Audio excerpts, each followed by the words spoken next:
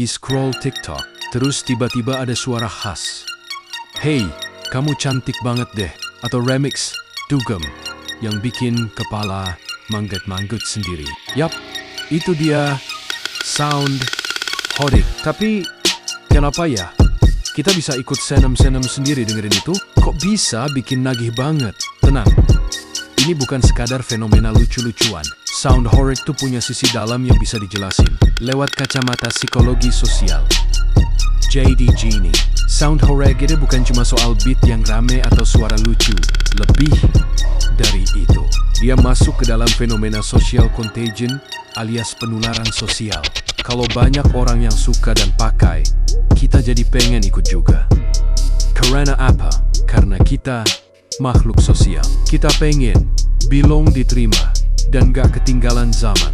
Terus kenapa harus sound horeg? Kenapa bukan lagu mellow atau klasik? Karena sound horeg tuh high energy, tempo cepet, lucu, dan gampang dipakai buat joget atau konten. Otak kita tuh suka banget sama hal-hal yang instan, ringan, dan memuaskan dalam waktu singkat. Istilah kerennya, dopamine hit. Sekali danger, otak langsung, enak juga nih, 2 kali, 3 kali.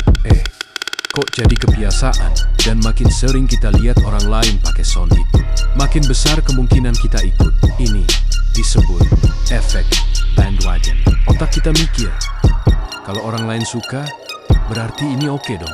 Padahal bisa aja kita sendiri sebenarnya nggak terlalu suka. Tapi demi inggak FOMO, kita tonton juga, bahkan ikut bikin. Nah, disinilah letak uniknya psikologi sosial. Ada yang namanya normative influence, yaitu tekanan sosial buat ngikutin sesuatu biar diterima. Dan ada juga informational influence, yaitu ketika kita percaya sesuatu itu valid. Karena banyak orang ngelakuin, tapi tunggu, apakah semua ini buruk? Sound horeg bisa jadi media ekspresi, hiburan, bahkan bonding sosial. Tapi, kalau semua konten jadi seragam, otak kita juga bisa jenuh.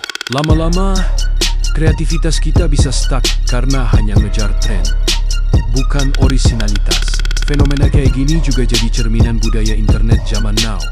Cepat, masif, dan seringkali absurd. Tapi justru dari situ, kita bisa belajar tentang manusia modern.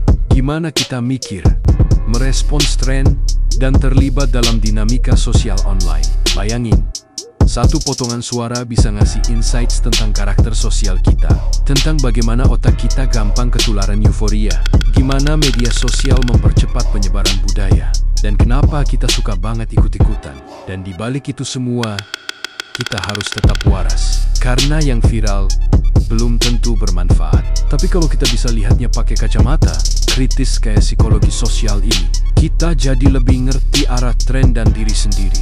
So, lain kali kamu denger sound horeg, coba tanya, apakah aku suka? Atau cuma ikut-ikutan?